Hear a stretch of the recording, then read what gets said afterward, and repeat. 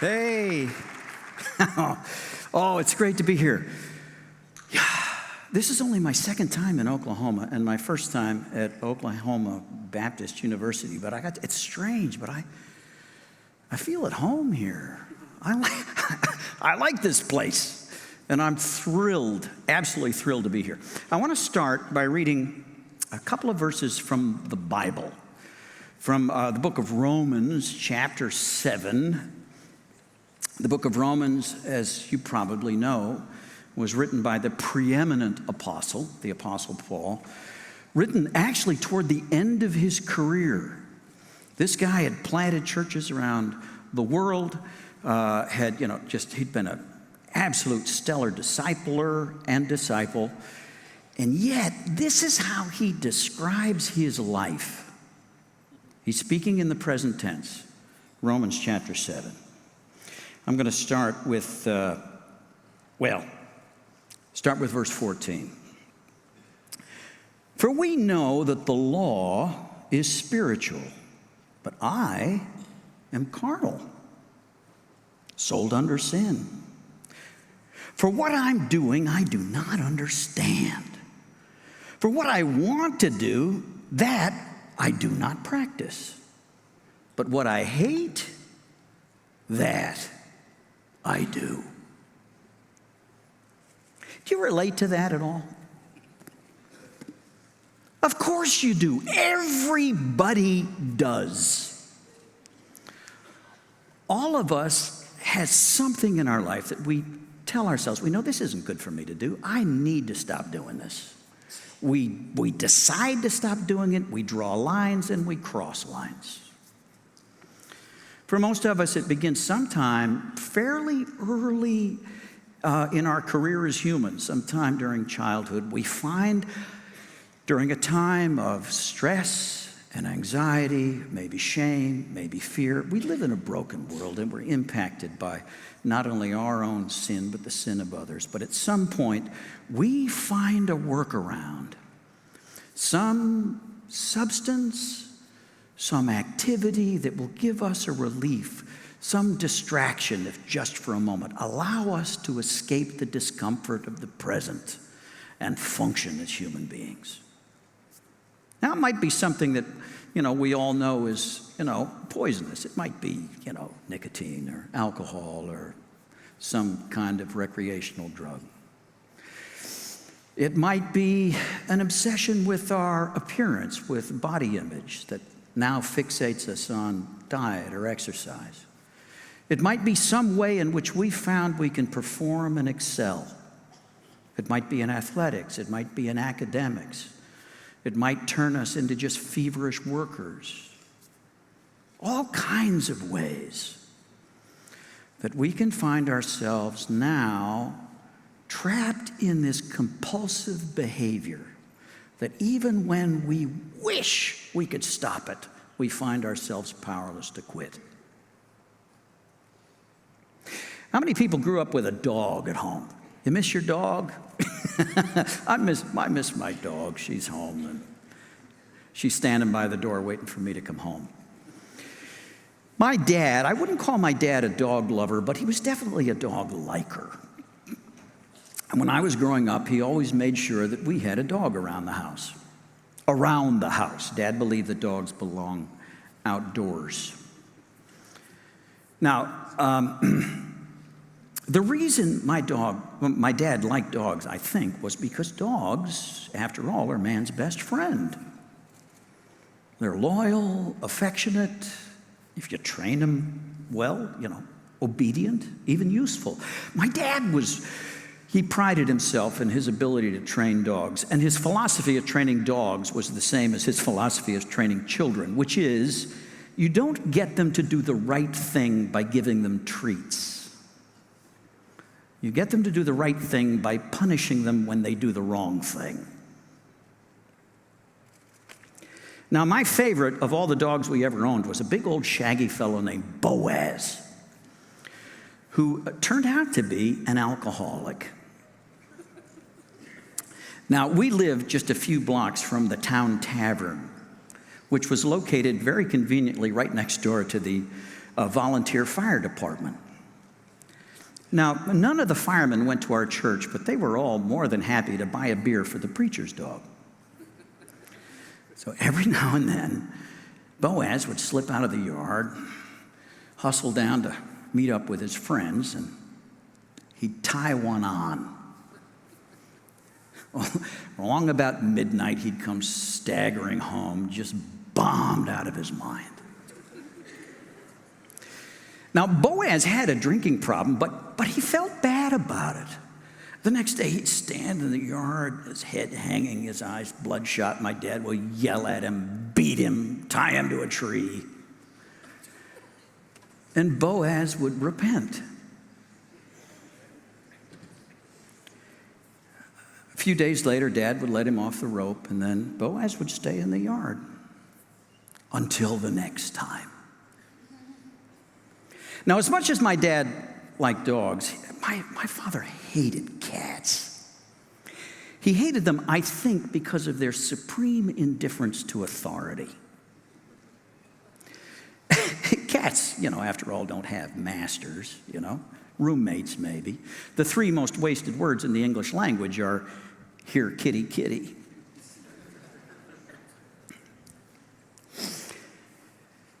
Now, a dog might go off now and then and get drunk, but afterwards he'll always come home. A cat is different. A cat will just up and disappear one day. Nobody knows where they go. Might be gone a day, might be gone a week, might be gone a month. And then just when you're sure he's gone for good, he'll come strolling back in, looking for lunch. When I was a kid, I thought that God loved me for the same reasons and in the same way that my dad liked dogs. I was God's pet. All God wanted was for me to be a good dog. And I wanted to be a good dog. I really did. And most of the time I was. But there was always this other part of me, this cat part that was wild and unpredictable. When the cat came out, anything could happen. So at every youth camp, youth rally, evangelistic crusade, I laid that cat on the altar and did my best to kill it. But as we know, cats have multiple lives. Oh, he might be gone for a day, might be gone for a week, maybe even a month. But one day, he'd come strolling back in, looking for lunch. I wanted to be a good dog, I really did. But sometimes, in moments of despair, I wondered whether maybe I was really a cat.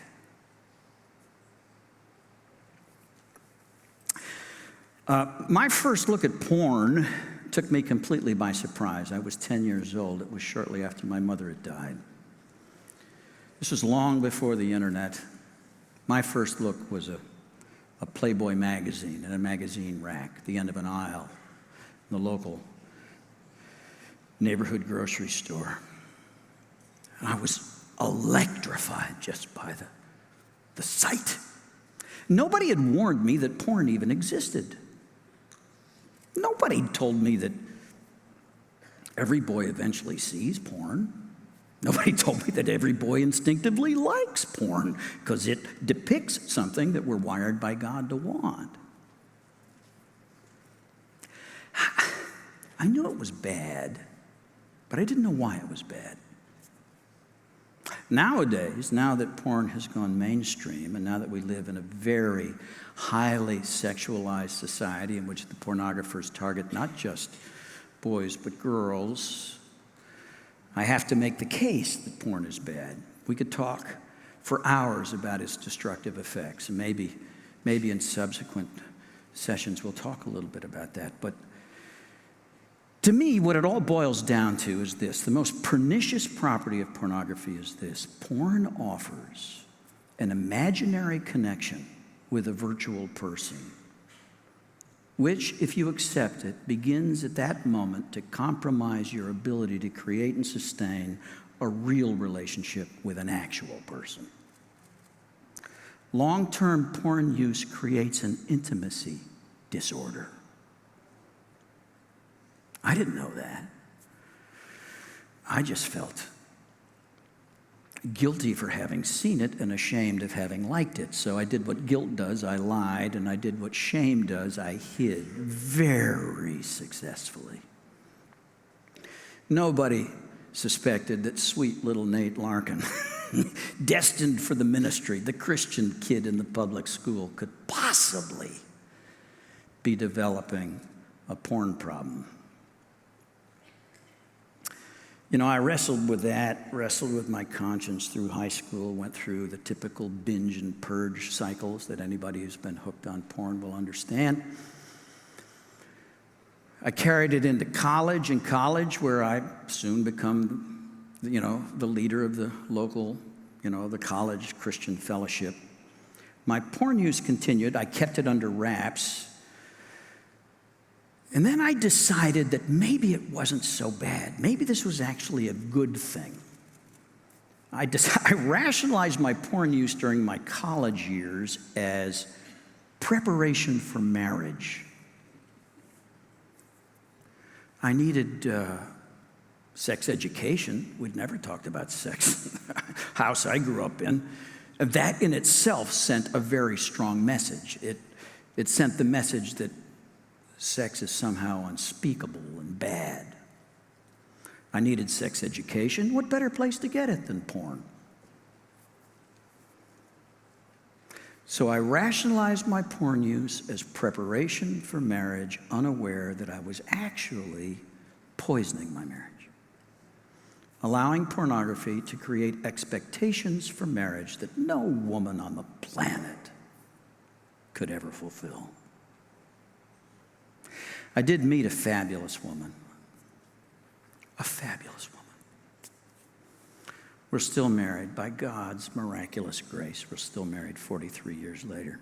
3 kids and 7 grandkids. She was beautiful. She was a wonderful woman. But by this point, porn had conditioned me to novelty.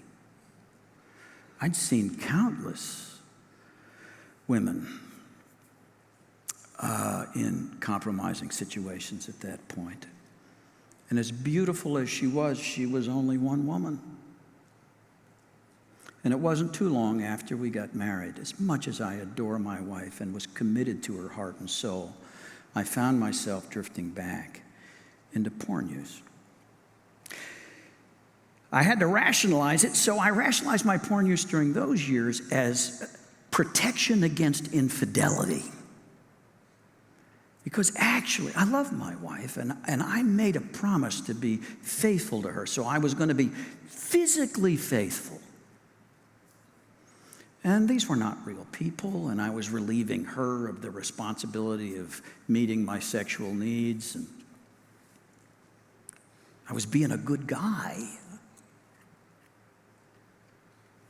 I got my first look at hardcore pornography, ironically, during seminary, on a seminary-sponsored trip into New York City, into Times Square. Allie was with me. They took us on a tour of Times Square back in the late 70s so that we could see for ourselves how women are exploited by the sex business. That's when I saw for the first time the stuff any unsupervised 4-year-old can find today on the internet, the kind of stuff I assume you have already seen. My wife was disgusted by what she saw.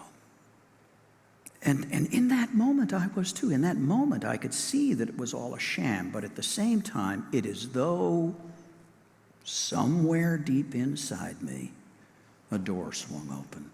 I was unaware at that point how perfectly I had been set up for porn addiction. And it was only, a few days after our return from New York City that I found myself slipping away from home and seminary and driving down into Trenton, New Jersey in search of a source for my new drug because, baby, I had found my drug.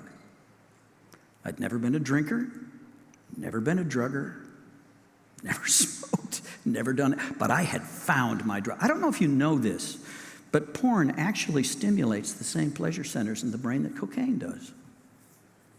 Over time, actually changes the brain in the same way that cocaine does. We can see it now. All my wife could see was a change in my behavior and in my ability to be present. She saw me slipping away emotionally. She didn't know what was wrong. She thought it was her. I decided to go with that.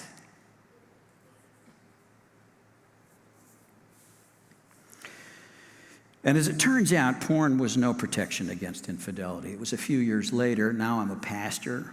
We got 3 kids. It's Christmas Eve. I'm on my way into downtown Fort Lauderdale to set up for a candlelight service. It's late in the afternoon, unseasonably cold in South Florida for December. It's in the mid-50s. And as I come under I-95, heading east on Broward Boulevard, it starts to rain. And ahead of me, I see a lone female figure walking along the sidewalk. I do what I think is the chivalrous thing to do, and I pull over to offer her a ride out of the rain. I have no idea what she's doing until she's in the car and propositioning me. She wanted $25. $20, I'm sorry, $20.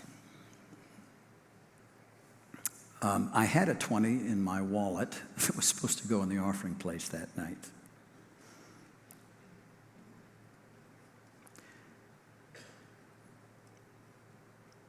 But by then, my brain went on automatic.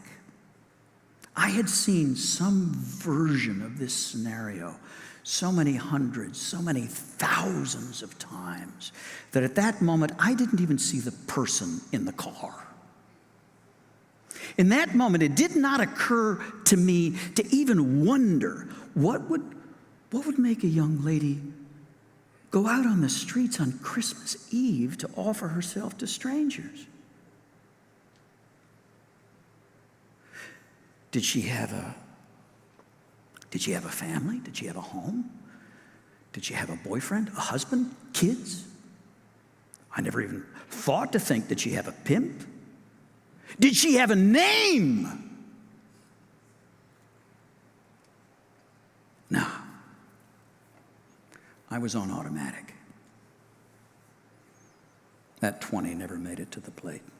That was the worst night I'd ever experienced. Later on, in the service, in the flickering light of the candles to the sound of the sacred music, looking out at my family and my friends and the people who loved and trusted me, knowing what I'd done, and worse, knowing I was going to do it again. Oh, I said I wouldn't. I promised I wouldn't. I begged God I wouldn't. And I didn't right away, but then I did. And then I did it again and again and again. Always very careful, never got caught, but I was tortured by my conscience. I despised my own hypocrisy. I made every effort to stop. I could not stop. I woke up on my 30th birthday knowing that something had to give. At this point, famous preachers were all over the news with sex scandals of one kind or another. And to me, the most unspeakably horrible thing that could ever happen would be if I were ever exposed for what I was doing. The humiliation would just be unbearable.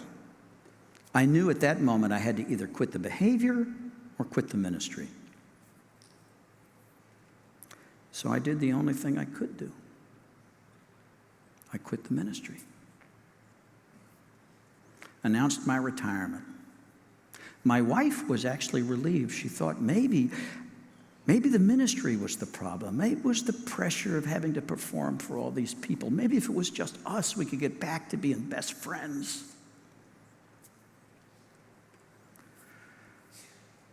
From there, I went into business, where I had the great misfortune to succeed. So now I'm making far more money than I've ever made in the ministry with even less accountability. What followed was a very dark dozen years.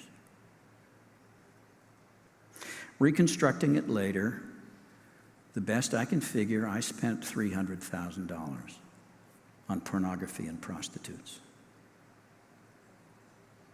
But that's not the worst part. What I regret more than anything else is I spent my children's childhood.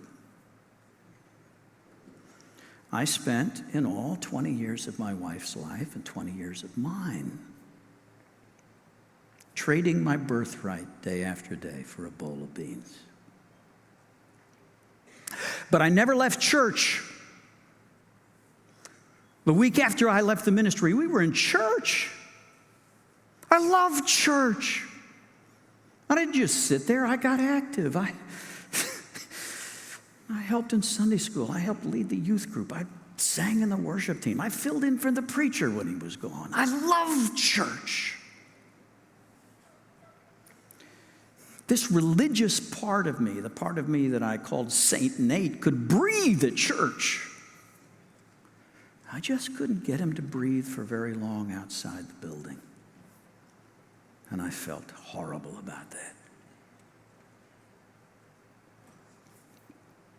I remember so many times during those years pulling away from some adult bookstore or strip club or massage parlor or whorehouse someplace, banging on the steering wheel, screaming at God. I don't want to do this anymore. You can fix me. Fix me.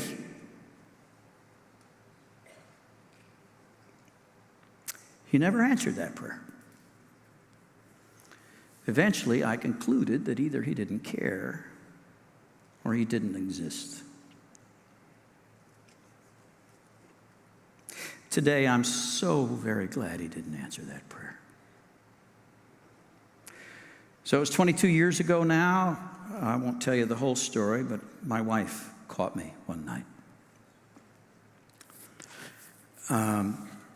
By now, we had broadband internet, an endless supply, an endless variety of virtual sex partners delivered free of charge to the privacy and anonymity of your own home, office, or automobile.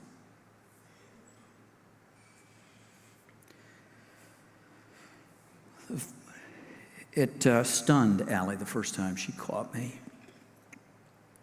That was a very, very long night. In the end, she forgave me, but a few weeks later, she found a condom on the floor in the bathroom that I couldn't quite explain. And that's when she sat me down and said the words that saved my life. She said, I still love you, but I don't like you. I don't trust you. I don't respect you. And I don't think you can ever change. You know, 4 out of 5 guys who seek help for sexually compulsive behavior only do so after receiving an ultimatum from a wife or a girlfriend. I'm one of the 4. It was in a desperate attempt to save my only real friendship that I did something I'd never done before. I went for help. I mean, I'd gone to the church before, but I'd always been very careful. I'd always been careful to speak in code. I couldn't get too explicit, too honest about how far into the weeds I'd gotten because I knew what would happen. I'd seen what had happened to other guys who'd gotten caught in, sexual sin, or who had taken our rhetoric of grace at face value and actually confessed to sexual sin. I saw what happened to those guys. In fact, ironically, I actually participated in their discipline.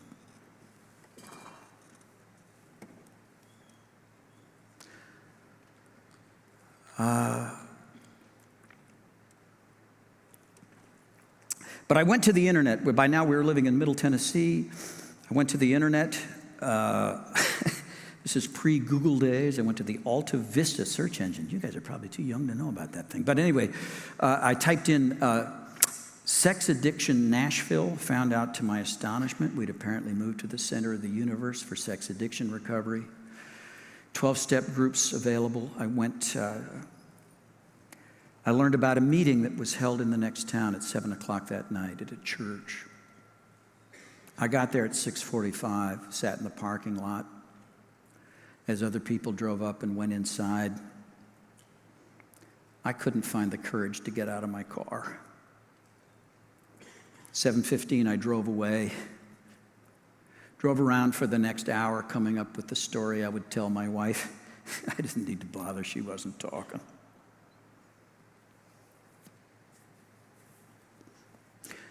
The next week, I was back, about to drive away for the second time,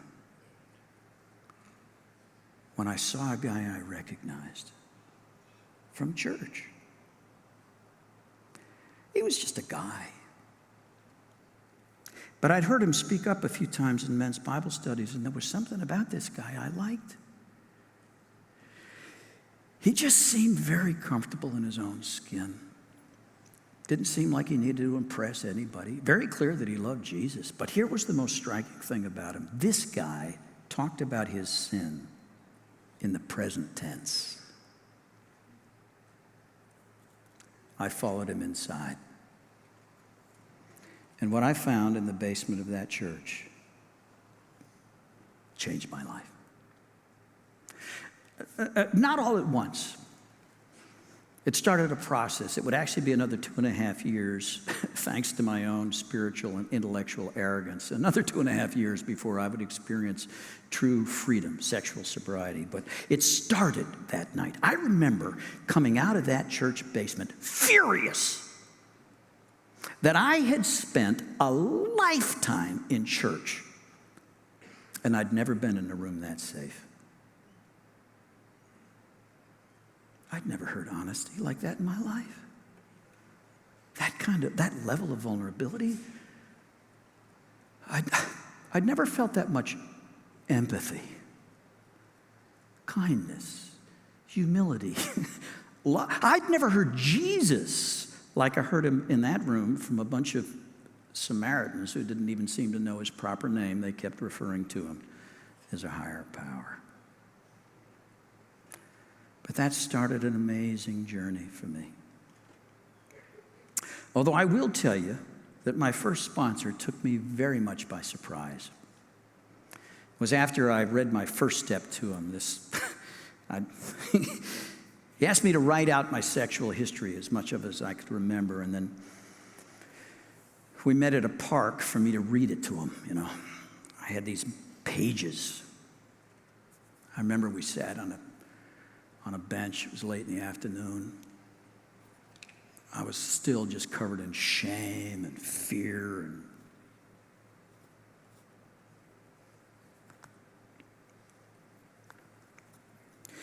My sponsor said, hey, before you read that to me, what's the one thing you didn't write down? I said, what do you mean? He said, the thing you didn't write down. What do you think I did? He says, there's always something. What is it?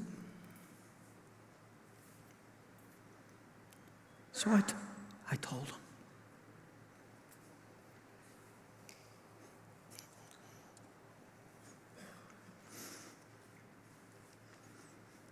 And he said, thanks, good.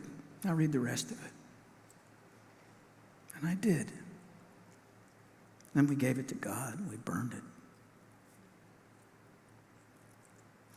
And after that, he said, Nate, you know what your biggest problem is? He said, your biggest problem is that you think that sex is your problem. I looked at him like he was crazy. He said, well, it's a problem. It's a big problem. You have to stop what you're doing. You can't stop on your own. Only God can do it for you, and he's probably going to use us in the process. But if you think that just stopping that behavior is going to fix you and make you happy, you are crazy. If anything, if you somehow manage by force of will to control that behavior and nothing else changes, you will become more miserable and more miserable to be around than you are today, because sex isn't your problem. Sex is your favorite solution. It's the medication that you've been using all these years to numb the pain caused by your deeper problems, which, by the way, are common to man. He said, brother, you have a lot more healing and a lot more repenting to do than you know. And that started for me such an adventure. Such a priceless adventure. It saved me spiritually. I became a Christian, I think, maybe for the first time.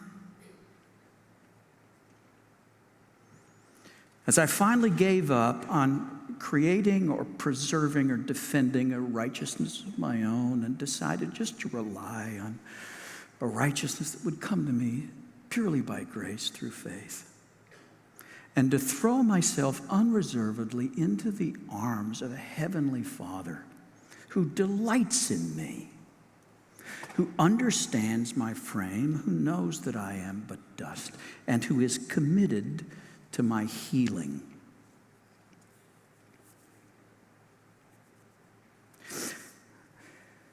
Back when I was an active addict, I thought that addiction was sin. I felt terrible guilt over my addiction. I don't believe that anymore. I believe that addiction is sickness caused by sin. It's a product of living in a sinful world. In fact, the Apostle Paul seems to say the very same thing in Romans chapter 7. Because right after he says what we just read, he says this. He says, so then, if I continue to do the thing I hate, it's no longer I who do it, but sin that dwells within me. That is, and here's a phrase he uses twice in 3 verses, it is in my members. It's in me now. It's in my body. I'm sick. And now we know it's true. Now we can look at a brain scan of an addict and we can see that frontal cortex, the PFC in the front of the brain, isn't functioning the way it should. That there are neural pathways that are very active, that are leading to the limbic system and are causing this compulsive behavior. But here's the good news. God is committed to healing. And he has given us a beautiful, brilliant, self-healing brain and has given to us all a mechanism for healing. No matter what medication we have happened upon. I'm a member of the Samson Society, and which is not a group for porn and sex addicts. I can be there. But we got guys in Samson with all kinds of compulsive behaviors that have gotten there. Or some guys just there because of a lifelong struggle with anxiety and depression.